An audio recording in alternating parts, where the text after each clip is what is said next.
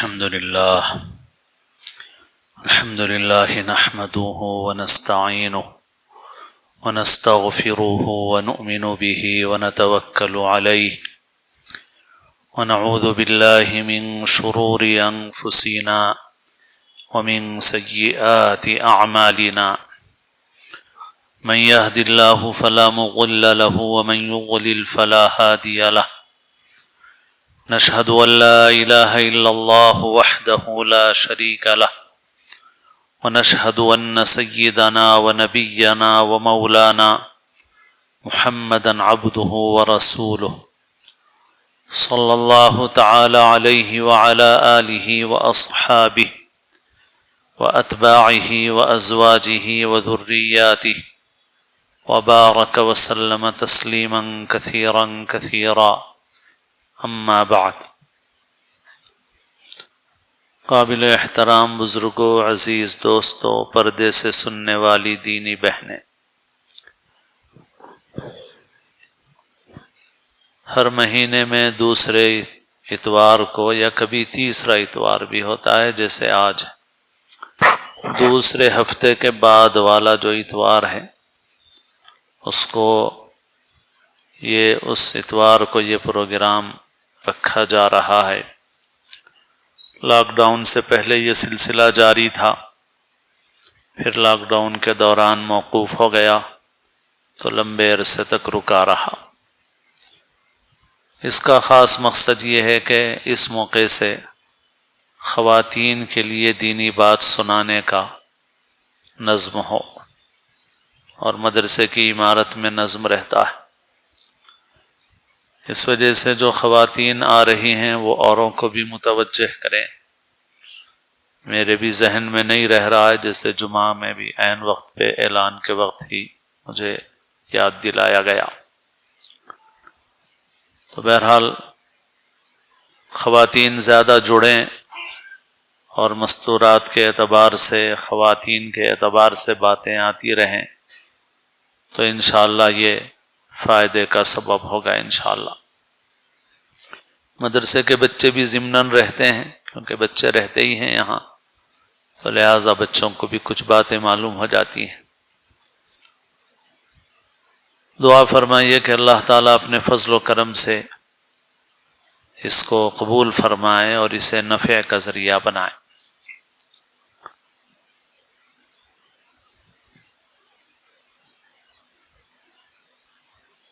ایک موضوع ہے جس پر اس سے پہلے بھی کئی بار بات ہو چکی ہے،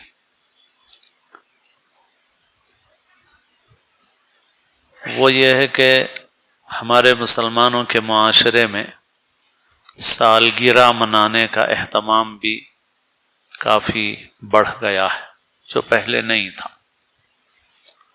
اور ایسے ہی اب یہ عیسوی کیلنڈر کے اعتبار سے، جسے انگریزی تاریخ ہم کہتے ہیں، یہ سال کا آخری مہینہ ہے، جنوری میں نیا مہینہ شروع ہوگا، تو سال کے ختم پر اور نئے سال کے آغاز پر پوری دنیا میں ایک کلچر رواج پا گیا ہے، اور اس میں بھی سارے لوگ شریک ہو رہے ہیں اور مسلمان بھی اس کے اندر شریک ہو رہے ہیں۔ یہ چیز ہم لوگوں کے لیے قابل فکر ہے۔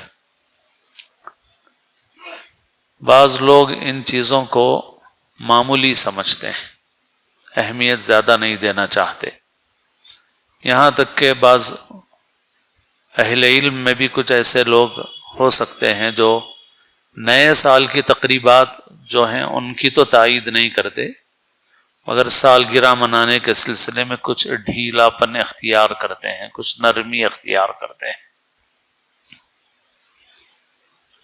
لیکن صحیح بات یہ ہے کہ شریعت میں بہت سی چیزوں کو سدًا للذرائع منع کیا گیا، تو اگر اس اصول کو ہم سامنے رکھیں تو ہمیں ان چیزوں سے سختی کے ساتھ روکنا چاہیے۔ یہ سد ذرائع کا کیا مطلب ہے؟ صد مانے بند کرنا، ذرائع ذریعے کی جمع، یعنی کوئی کام کسی کام کا ذریعہ اور سبب بنتا ہے تو اگرچہ کہ وہ کام غلط نہیں ہوتا، مگر یہ کام چونکہ کسی غلط کام کا سبب بنتا ہے تو لہذا اس کام سے منع کر دیا جاتا ہے، روک دیا جاتا ہے، نہیں کرنا ہے یہ کام۔ اب اگر آدمی اس کام کے متعلق دیکھے تو بھائی کام تو جائز ہے، بھائی آپ ایک جائز کام سے کیوں روک رہے ہیں، آپ ایک مباح کام سے کیوں روک رہے ہیں؟ مباح کے معنی جائز کے۔ شریعت میں ایک چیز ہوتی ہے حرام یا مکروہ اور منع، اور ایک چیز ہوتی ہے مباح یعنی جائز ہے، کوئی سنت نہیں ہے، مستحب نہیں ہے، مگر کرے آدمی تو جائز ہے۔ تو بعض چیزیں ایسی ہوتی ہیں کہ بھئی اپنی ذات میں وہ چیز حرام نہیں ہے، تو لوگ یہ دیکھتے ہیں کہ بھئی یہ ایک مباح چیز ہے اور ایک جائز چیز ہے، اور ایک جائز اور مباح کے سلسلے میں کیوں اتنی سختی اختیار کرتے ہیں آپ لوگوں پہ زیادہ شدت کر دیتے ہیں، شدت کی ضرورت نہیں ہے، مباحات ہیں یہ تو۔ لیکن اگر آپ گہری نظر سے دیکھیں گے تو آپ کو پتہ چلے گا کہ یہ بعض چیزیں اگرچہ کہ فی نفسی ہی اپنی ذات میں وہ جائز اور مباح ہوں، مگر وہ ذریعہ بن جاتی ہیں کسی ناجائز اور حرام کام کا۔ تو صحیح بات یہ ہے کہ یہ جو کلچر ہے، اصل میں کلچر کہتے ہیں تہذیب کو، لیکن چونکہ انگریزی زیادہ جانتے ہیں لوگ تو ان الفاظ کو استعمال کیا جاتا ہے تاکہ لوگوں کی سمجھ میں آئے، مگر اکثر کوشش یہ کی جاتی ہے کہ اس کے ساتھ ہی ساتھ اردو لفظ بھی ذکر کیا جائے تاکہ لوگوں کو خود بھی معلوم ہو جائے، اردو بھی آئے کچھ۔ تو یہ جو کلچر ہے، یہ کلچر معمولی چیز نہیں ہے، یہ کلچر جو ہے انسان کے اوپر بہت اثر انداز ہوتا ہے۔ اس وقت دنیا میں جو کلچر ہے یہ نفس پرستی کا، خواہشات کے پیچھے چلنے کا، اپنے پیٹ کو اور اپنے نفس کی خواہشات کو پورا کرنے کا کلچر ہے یہ، اور اس میں حلال حرام کی پرواہ نہیں ہے، جائز ناجائز کی پرواہ نہیں ہے۔ اس میں جو مزاج بنا ہوا ہے وہ یہ ہے کہ جو ہماری خواہشات ہیں وہ پوری ہونی چاہیے، زندگی سے لطف اٹھانا چاہیے، لائف انجوائے کرنا چاہیے۔ تو زندگی سے لطف اٹھانے میں ان کے نزدیک کوئی پابندیاں نہیں ہیں، بلکہ ہر پابندی ان کو بری لگتی ہے اور حد سے تجاوز کرنا چاہتے ہیں، کوئی حد نہیں رکھنا چاہتے اپنے لیے، بس ہماری خواہش ہے ہم پوری کریں گے، جی کی چاہت ہے پوری کریں گے۔ ایک مسلمان کے لیے ایسا کلچر، ایسی تہذیب، ایسا طریقے زندگی قابل قبول نہیں ہو سکتا۔ مسلمان پابند ہے، مسلمان اپنی خواہشات پوری کرے گا مگر ایک حد کے اندر پوری کرے گا۔ مسلمان اپنے جائز جذبات کی تسکین کرے گا مگر اس کے لیے حدود مقرر ہیں، اللہ نے مقرر کی ہیں، ان حدود میں کرے گا۔ تو اگر ہم نے لوگوں کو اس کلچر سے نہیں روکا، یا جو چیزیں اس کلچر میں آدمی کے زیادہ آگے جانے کا ذریعہ بن سکتی ہیں، اگر اس سے ہم نے نہیں روکا تو پھر ہمارے دین کے لیے بھی خطرہ ہو جائے گا۔ ہمارے حضرت محی السنہ مولانا شاہ ابرار الحق صاحب رحمۃ اللہ علیہ ظاہر اور باطن کی اصلاح کے موضوع پر بہت سی باتیں حضرت ارشاد فرماتے تھے، تو اس میں یہ بتاتے تھے کہ دیکھو بہت سے لوگ کہتے ہیں کہ بھائی باطن صحیح ہونا چاہیے، ظاہر کا کیا ہے، ظاہر جیسا بھی ہو۔ تو کئی موقعوں پر حضرت نے بہت سی باتیں بیان کی، مثالیں حضرت دیتے تھے۔ ایک صاحب، ان کی چپلوں کی، جوتوں کی دکان تھی، تو حضرت نے ان سے کہا کہ آپ ایک کام کیجیے، اپنی دکان کا بورڈ الٹا لٹکا لیجیے۔ تو بولنے لگے کہ صاحب یہ تو کیسا ہوگا، یہ لوگ تو سب چڑھائیں گے اور بولیں گے کہ یہ کیا ہے دکان کا۔ حضرت نے فرمایا کہ صرف ظاہر ہی تو خراب ہوا ہے، باقی اندر جو مال تھا وہ تو وہی ہے۔ تو لوگوں سے بولو بورڈ الٹا لٹکنے سے کیا ہوتا ہے؟ بھائی مال تو وہی ہے جو پہلے تھا میرے پاس، تو میرا مال دیکھو، میرا بورڈ مت دیکھو.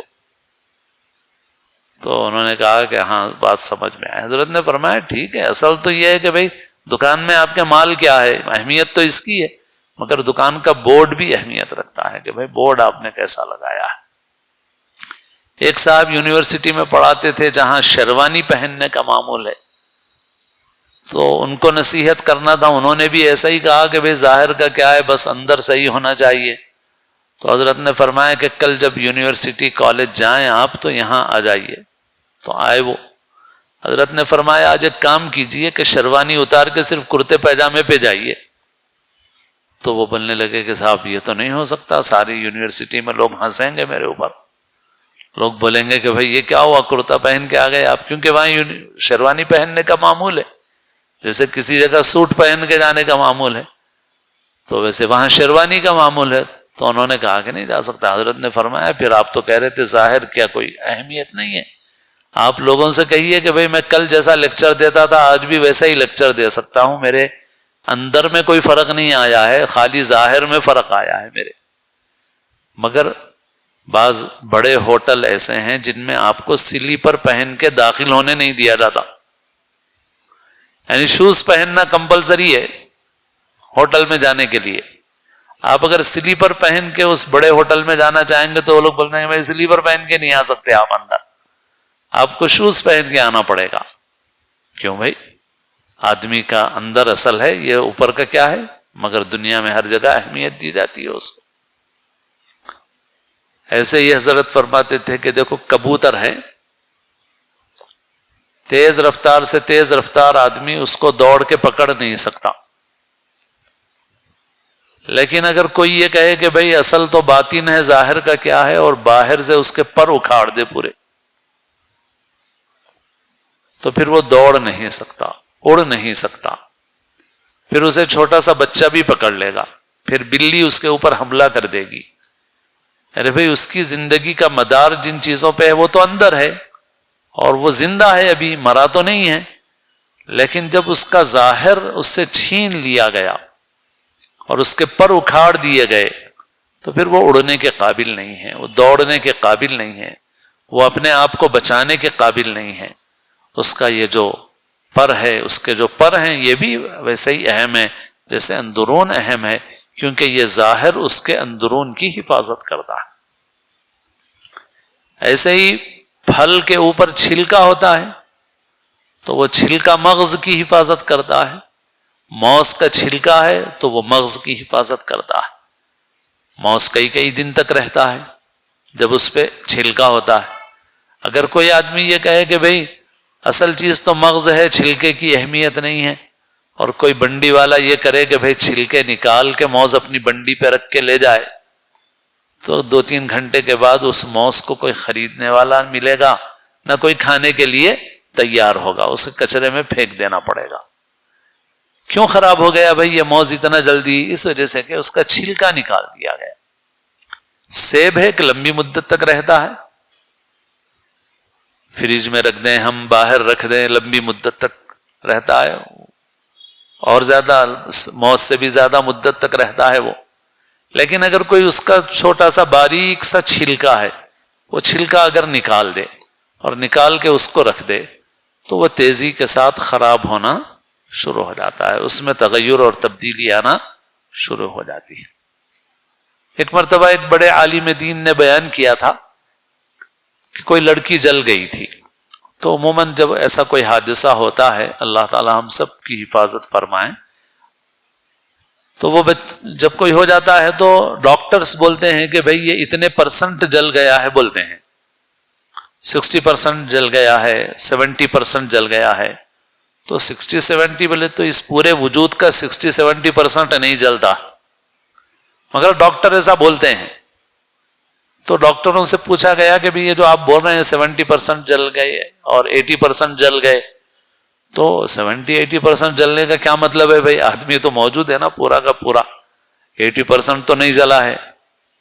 ہاں، تو ڈاکٹروں نے بتایا کہ 80% 70% جو پرسنٹیج ہم کہتے ہیں، اس سے مراد کھال کا پرسنٹیج ہے. اسکن اور جلد، یہ جو کھال ہے اس کا پرسنٹیج ہے، یہ زیادہ پرسنٹیج میں جل جائے تو پھر انسان کی جان کو خطرہ ہو جاتا ہے، کم پرسنٹیج میں جلے تو علاج ہو جاتا ہے، اور اگر زیادہ پرسنٹیج میں جل جائے تو علاج بہت مشکل ہو جاتا ہے، اور اکثر و بیشتر جان خطرے میں پڑ جاتی ہے، چلی جاتی ہے جان۔ تو ڈاکٹروں سے پوچھا گیا کہ بھائی صرف جلد کے اسکن کے جلنے سے انسان کیوں مر جاتا ہے، جبکہ اندر جو جن اعضاء کے اوپر انسان کی زندگی کا مدار ہے، جو آرگنز ایسے ہیں کہ اس پر زندگی ڈیپینڈ ہے، اس کو اردو میں اور طب میں بولتے ہیں اعضاء رئیسہ، جیسے دل ہے، دماغ ہے، جگر ہے، گردے ہیں، پھیپھڑے ہیں، تو یہ انسان کے اصل اعضاء ہیں، یہ اعضاء رئیسہ کہلاتے ہیں۔ یہ ان میں سے کوئی جیسے پھیپھڑا خراب ہو گیا تو انسان کی زندگی باقی رہنا مشکل ہے، دل خراب ہو گیا تو زندگی خطرے میں پڑ جاتی ہے، تو ایسے ہی اور اعضاء بھی ہیں۔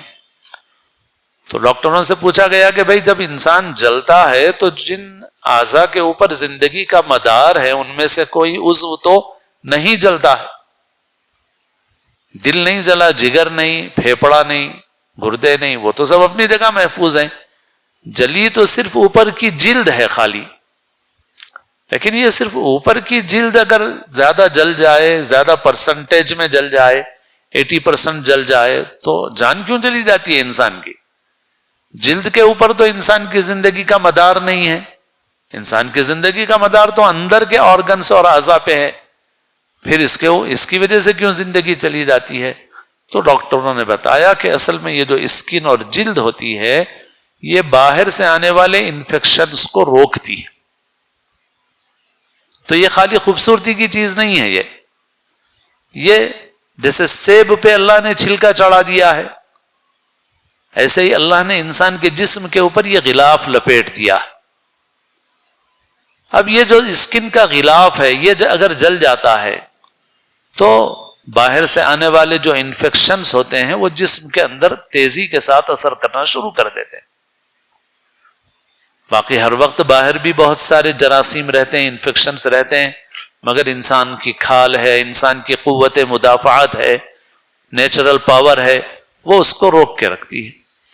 لیکن جب انسان کی زیادہ کھال جل گئی تو پھر اس کی قوت مدافعت ختم ہو گئی، اور جو ڈھال تھی، جو شیلڈ تھی، وہ گویا ٹوٹ گئی، تو اب اس کے بعد جراثیم تیزی کے ساتھ اندر آ جاتے ہیں، پھر وہ ایک ایک آرگن کو متاثر کرتے جاتے ہیں، اور اس کی وجہ سے انسان کی موت ہو جاتی ہے۔ تو اب اس پر غور کرے آدمی تو دیکھو بھائی اصل تو ہے اندرون، لیکن اندرون کی حفاظت کے لیے ظاہر کی حفاظت بھی ضروری ہے۔ اصل تو ہے دل دماغ، لیکن اس دل دماغ کی حفاظت کے لیے اس جلد کی حفاظت بھی ضروری ہے، کھال کی حفاظت بھی ضروری ہے۔ یہ کھال اگر خراب ہو گئی، یہ جل گئی، تو پھر اندر سارا انفیکشن داخل ہو جائے گا۔ تو کلچر اور تہذیب کا معاملہ ایسا ہی ہے۔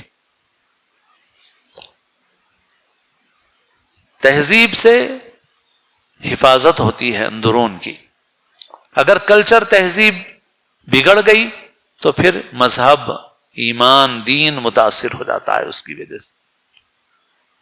تو ہم لوگ ان چیزوں پر زور اسی لیے دیتے ہیں۔ اللہ کے رسول صلی اللہ علیہ وسلم نے حدیث میں ارشاد فرمایا، لا تأکلوا بالشمال فإن الشیطان یأکل بشمالی، بائیں ہاتھ سے مت کھاؤ پیو، شیطان بائیں ہاتھ سے کھاتا پیتا ہے۔ تو معلوم ہوا کہ ظاہر میں شیطان کی نقل سے باطن پر اثر پڑتا ہے۔ بھائی ایک ظاہری عمل ہے، سیدھے ہاتھ سے کھاؤ یا بائیں ہاتھ سے کھاؤ، مگر چونکہ شیطان بائیں ہاتھ سے کھاتا ہے تو آپ صلی اللہ علیہ وسلم فرما رہے ہیں کہ اس کی نقل مت کرو، کیونکہ اس کی نقل کرو گے اس کا اثر تمہارے اندرون میں جائے گا۔ اسی لیے دین میں اور احکام بھی اسی لیے دیا گیا، اور ظاہر میں آدمی جو بھی طریقہ اختیار کرتا ہے اس کا اثر انسان کے اندرون پہ بھی پڑتا ہے۔ یہی وجہ ہے کہ شریعت نے لباس کے معاملے میں بھی مردوں کو عورتوں کا لباس اختیار کرنے سے منع فرمایا، عورتوں کو مردوں کا لباس اور انداز اختیار کرنے سے منع فرمایا۔ انسان جو جیسے یونیفارم ہوتا ہے، فوج کے لیے، پولیس کے لیے اور مختلف شعبوں میں، تو یونیفارم پہننے سے ایک اسپرٹ پیدا ہو جاتی ہے. اب فوجی وردی آدمی پہن لیتا ہے تو فوجی اسپرٹ اس کے اندر پیدا ہو جاتی ہے. تو ایسے ہی اگر مرد جو ہے عورتوں کے کپڑے پہنے گا تو اس کے اندر زنانہ اسپرٹ پیدا ہو جائے. عورت اگر مردانہ کپڑے پہنے گی تو اس کے اندر مردانہ اسپرٹ پیدا ہو جائے. اور یہ شریعت کے نزدیک ناپسندیدہ ہے. اس لیے فرمایا مرد وہ لباس پہنے گا جو مردوں کے مناسب ہے، عورتیں وہ لباس پہنیں گی جو عورتوں کے مناسب ہے. جو مرد عورتوں کی مشابہت اختیار کریں، عورتیں مردوں کی مشابہت اختیار کریں، تو رسول اللہ صلی اللہ علیہ وسلم نے ان پر لعنت فرمائی ہے. لعنت فرمائی ہے رسول اللہ. کئی ایک حدیثوں میں موجود ہے یہ مضمون. لعن رسول اللہ صلی اللہ علیہ وسلم الرجل يلبس لبسة المرأة والمرأة تلبس لبسة الرجل. تو یہ ظاہر کی اہمیت ہے. اسی وجہ سے کھانے پینے کے طور طریقوں میں بھی تعلیم دی گئی.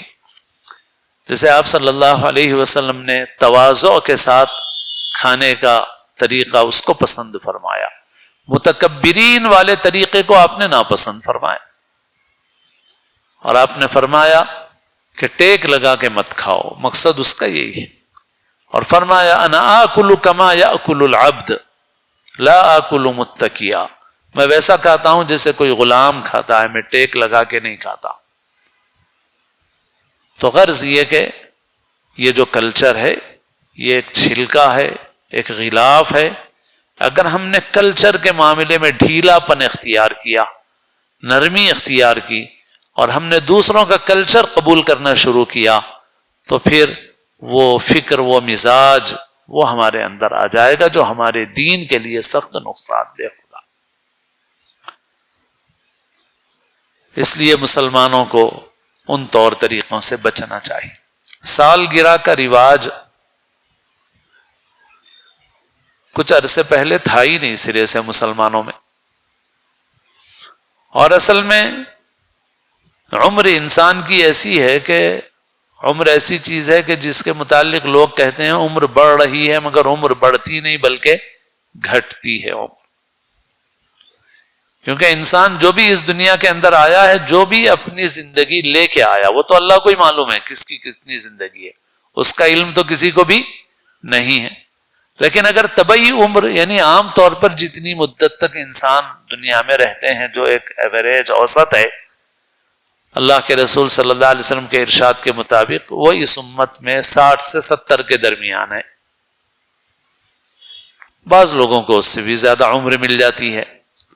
تو اب اگر کوئی 60 سال کی عمر لے کے آیا اور 30 سال ہو گئے تو اس کی آدھی زندگی ختم ہو گئی. عمر بڑی نہیں ہے اس کی. اگر 30ویں سالگرہ منا رہے ہیں تو اس کا مطلب یہ ہے کہ آدھی عمر ختم ہو گئی. اگر 60 ہے اور ہے کتنی وہ کسی کو بھی معلوم نہیں ہے، پتہ نہیں 1 سال بھی ہے یا نہیں ہے.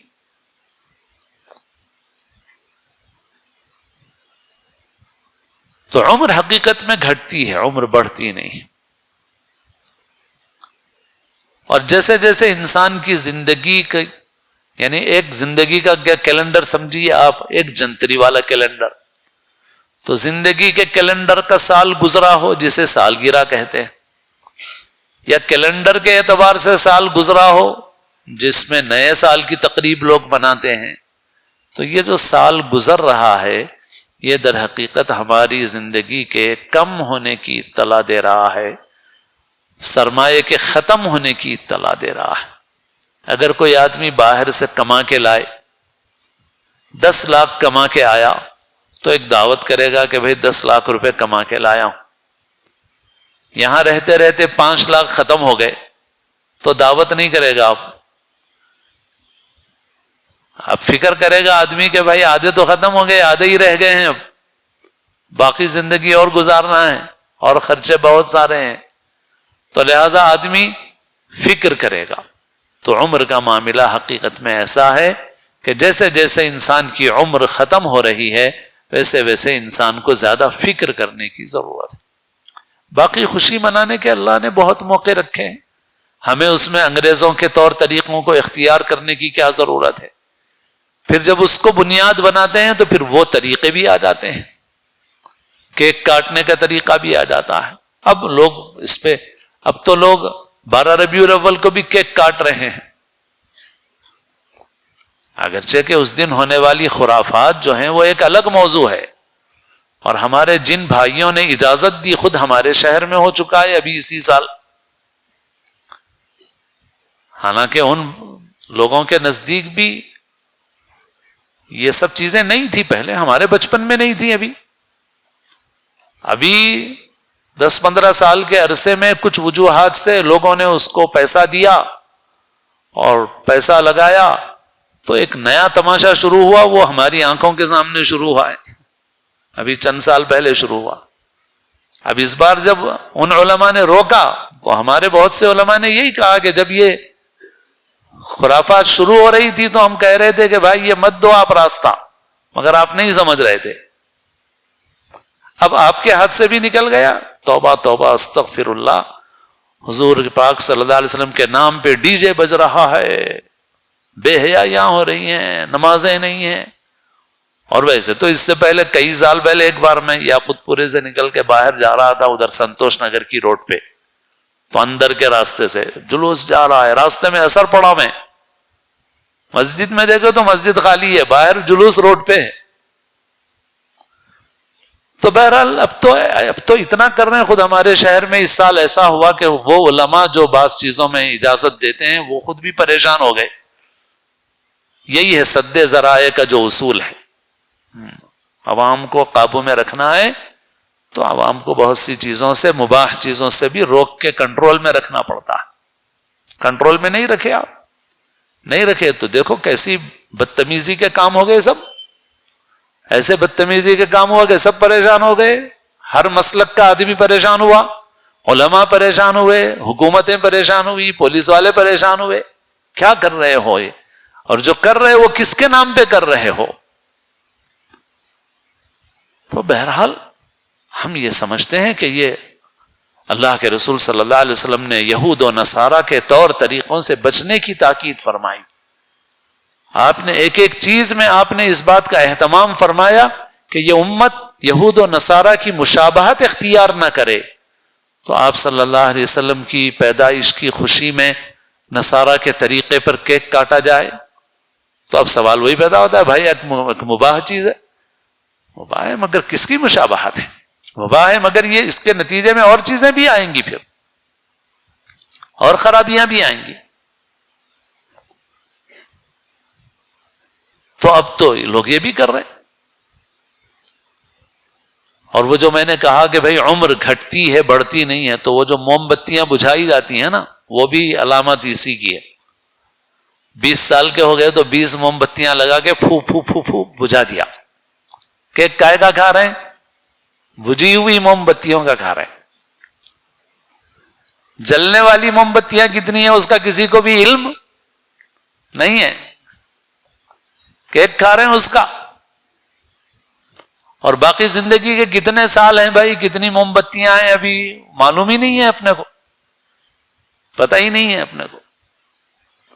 اور اگر سمجھ لو کہ ٹھیک ہے اللہ میاں نے 60-70 سال دے بھی دیے تو ابھی بھائی 20 ختم ہو گئے، 30 ختم ہو گئے. تو بہرحال غلط طریقے اس کے ساتھ آ جائیں گے، بہت ساری غلط بے حیائیاں آ جائیں گی، خرافات آ جائیں گی. اور پھر ہم تو دیکھ بھی رہے ہیں اب نئے سال کے عنوان پہ مسلمانوں میں بھی اتنا ہو گیا ہے کہ کیا کہا جائے، بس اب تو خون کے آنسو رونے کا مقام ہے. خود مسلمانوں کی آبادی دیکھ لو کیا ہے. کئی سال پہلے پہلی مرتبہ مجھے، اب تو اتنا بڑھ گیا کہ اب تو نظر آ رہا ہوتا، تو اتنا میرے کو تو نہیں محسوس ہوتا تھا گھر میں رہتے ہوئے. میں ایک مرتبہ جلسے سے واپس آ رہا تھا، وہ 31 دسمبر کا دن تھا، تو عشاء کے بعد کہیں پر کچھ بیان کر کے واپس ہو رہا تھا، تو میں دیکھا یہ جگہ جگہ کافی لوگ دکھ رہے ہیں، ایک بھیڑ دکھ رہی ہے بیکریوں کے سامنے، ہوٹلوں کے سامنے. تو مجھے خود کچھ پتا نہیں تھا، میں پوچھا بھائی یہ کیا بات ہے، کیوں اتنے لوگ کھڑے ہوئے نظر آ رہے؟ تو بتایا کہ آج نئے سال کی تقریب ہے، لہٰذا نیا سال منانے کے لیے کھڑے ہوئے لوگ 12 بجے تک کھڑے ہوئے ہیں، کوئی اللہ کا ذکر کر رہے ہیں، کوئی اللہ کی یاد کر رہے ہیں۔ اللہ نے ہمیں عید منانے کے بھی جو طریقے دیے ہیں وہ طریقے ایسے دیے ہیں کہ جن میں اللہ کی یاد ہو، غفلت نہ ہو۔ اور یہ سناتا رہا ہوں میں بہت، کہ ایک مرتبہ میں ایسے ہی درس کے لیے جا رہا تھا، تو راستے میں ایک جلوس ہمارے برادران وطن کا جا رہا تھا، باجا بجا رہے تھے، رنگ پھینک رہے تھے، ناچ رہے تھے، بہت ساری حرکتیں کر رہے تھے۔ تو میں پہنچا تو میں نے یہ کہا کہ دیکھو آج میں یہی بات عرض کروں گا کہ اللہ نے ہم کو جو خوشی منانے کے طریقے دیے ہیں وہ دوسروں کے طریقے سے مختلف ہیں۔ اللہ نے ہمیں ہفتے واری تہوار دیا، ہفتے میں ایک مرتبہ ایک دن آدمی کو فطری طور پر چھٹی کا چاہیے تاکہ آدمی ریلیکس ہو، کچھ آرام پائے، پھر کام کرے۔ تو اسی کے لیے ہفتے میں ایک دن 2 دن چھٹی ہوتی ہے۔ تو ہمارے لیے اللہ نے جمعہ رکھا، تو وہ جمعہ رکھا تو اللہ نے ایسا رکھا کہ اس جمعے میں جمعہ کی نماز رکھی، غسل کا حکم دیا، طہارت، پاکی، صفائی کا اہتمام کرنے کا حکم دیا، اور پھر اللہ کا ذکر کرنے کا حکم دیا، اور اللہ کا ذکر یعنی خطبہ سننے کا حکم فرمایا، نماز مقرر فرمائی۔ ایسے ہی اللہ نے سال میں 2 عیدیں مقرر فرمائیں۔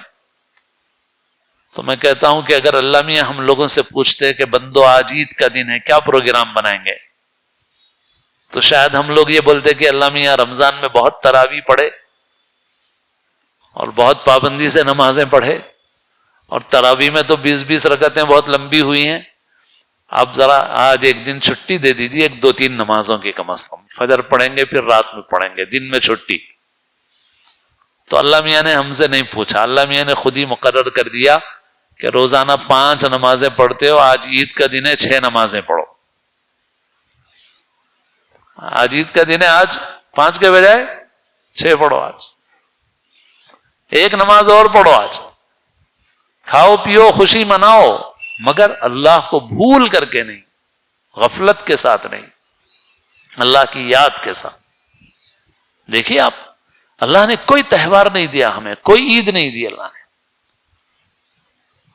انسان کی زندگی میں ایک نکاح کا خوشی کا موقع آتا ہے تو اس خوشی کے موقع پر بھی خطبہ ہے، نکاح میں خطبہ ہے نا، اگرچہ کہ وہ ایک رسم کی طرح بن گیا، کچھ ہم محسوس نہیں کرتے، مگر خطبہ تو نصیحت ہے۔ یا ایھا الذین آمنوا اتقوا اللہ، اے لوگو اللہ سے ڈرو، تقوی اختیار کرو، ولا تموتن الا وانتم مسلمون، دیکھو تمہیں اس حال میں موت آنی چاہیے کہ تم اللہ کے فرما بردار رہو، نافرمانی کی حالت میں موت نہیں آنا چاہیے تمہاری۔ بہادر شاہ ظفر کہتے ہیں، ظفر آدمی اس کو نہ جانیے، ہو وہ کیسا ہی صاحب فہم و ذکا۔ ظفر جو ہے یہ تخلص ہے ان کا، ظفر آدمی اس کو نہ جانیے، یعنی مطلب اس کو آدمی مت سمجھو، کون ہو وہ کیسا ہی صاحب فہم و ذکا، یعنی بظاہر دیکھنے میں کتنا ہی اچھا نظر آئے، سمجھدار نظر آئے، مگر اس کو آدمی مت سمجھو۔ کس کو؟ جسے عیش میں یاد خدا نہ رہی، جسے عیش میں یاد خدا نہ رہی۔ عیش ایسا کر رہے ہیں کہ اللہ کو بھول گئے، نیا سال ایسا منا رہے ہیں کہ اللہ میاں کو بھول گئے۔ ہاں، نیا سال کون دیے؟ زندگی کس نے دی تم کو؟ اللہ نے دی۔ تو اگر تم کو کچھ کرنا ہی تھا تو مسجد میں بیٹھ کے عبادت کرنا تھا، نماز پڑھنا تھا۔ زندگی کون دیا ہے؟ زندگی اللہ نے دی ہے، تو اللہ کا شکر ادا کرتے، اللہ کی عبادت کرتے، مگر عیش میں ایسے ہیں کہ خدا کو بھول گئے۔ جسے عیش میں یاد خدا نہ رہی، جسے طیش میں خوف خدا نہ رہا۔ غصہ آیا تو اللہ کا خوف نہیں ہے، عیش میں مست ہو گئے تو خدا کو بھول گئے، وہ تو آدمی کہلانے کے قابل نہیں ہے وہ۔ اب تھوڑے دن پہلے ایسے ہی وہ 31 دسمبر کو رات میں 2 نوجوان مسلمان جوبلی ہلز کے پاس نکلے گاڑی لے کے تیز رفتار، اور لے جا کے ڈیوائیڈر سے ٹکرائے، دونوں کی بھی وہی موت ہو گئی. اللہ مغفرت فرمائے, اللہ معاف فرمائے. کتنا ہی بڑا کوئی غلطی کرنے والا ہو, خودکشی کرنے والے کی بھی نماز جنازہ جو پیشوا مقتدا ہے وہ اس لیے نہیں پڑھتا ہے تاکہ لوگوں کو تنبیہ ہو, آئندہ کوئی غلطی نہ کرے. باقی مغفرت کی دعا تو اس کے لیے بھی کی جاتی ہے. بعض لوگ بے اعتدالی کرتے ہیں, کسی کی تحقیر نہیں کر سکتے, کسی کو ہم گھٹیا نہیں سمجھ سکتے, اپنے کو اچھا نہیں سمجھ سکتے. اب کیسے نے مثلا خودکشی کر لی. آج کل بعض واقعات ایسے بھی ہو رہے ہیں کہ جس میں کوئی دماغی مرض ہو رہا ہے لوگوں کو. کئی واقعات میں ایسا علم بھی ہوا, بعض لوگ دوائیں بھی استعمال کرتے تھے تو وہ ذہنی طور پہ بیمار تھے نفسیاتی, اور اس بیماری کی وجہ سے انہوں نے خودکشی کر لی. تو اگر واقعتاً ایسا ہی ہو کہ وہ بیماری کے نتیجے میں وہ مغلوب ہو گئے اور اس کی نتیجے میں انہوں نے ایسا قدم اٹھا لیا تو اللہ تعالیٰ سے معافی کی امید بھی ہے. تو بہرحال بیچ میں یہ بات آ گئی. اللہ تعالیٰ ان بچوں کی بھی مغفرت فرمائے, اللہ تعالیٰ ہم سب کو معاف فرمائے. تو بہرحال وہ دو نوجوان بچے گئے, 18-20 سال کی عمر کی زندگی تھی آپ کی, اور ڈیوائیڈر سے گئے اور ٹکرا گئے اور ٹکرا کے موت ہو گئی. اس لیے یہ ہمارے بچوں کو بھی گاڑیاں جو ہے تیز نہیں چلانا چاہیے. ہاں, بہت غلطی کرتے ہیں, بولو تو سنتے نہیں ہیں, اور ماں باپ سے بھی ضد کرتے ہیں کہ تیز رفتار گاڑی دلاؤ. ہاں, نہیں کرنا چاہیے. لیکن تم نے اپنا کنیکشن ان لوگوں سے جوڑا ہے جنہوں نے اس رات میں شراب پی ہے. پوری رات اللہ کی نافرمان, اور ہم اپنا نافرمانوں کے ساتھ اپنا پیوند, اپنا رشتہ جوڑ رہے ہیں. اور اللہ کے رسول صلی اللہ علیہ وسلم نے فرمایا کہ ایک زمانہ آئے گا کہ دین پر عمل کرنا ایسا مشکل ہوگا جیسے انگارہ ہاتھ میں پکڑنا مشکل ہوتا ہے, ایسا مشکل ہو. تو ہیں ایسے ہی حالت. تو ہمارے دوست کر رہے ہوں, رشتہ دار کر رہے ہوں, کوئی کر رہا ہو, ساری دنیا کر رہی ہو, ہمیں اس سے کوئی مطلب نہیں. ہم کو تو یہ طے کرنا ہے ہم نہیں کریں گے بھائی, ہم اس میں ایک ذرہ برابر بھی حصہ نہیں لیں گے, ہم ایک پیسے کا بھی حصہ نہیں لیں گے. ہم 100% اس سے بری ہیں. پوری طرح دور رہو اس سے, تاکہ اللہ کی ناراضگی نہ ہو اور نافرمانوں کے ساتھ ہمارا رشتہ اور جوڑ نہ ہو.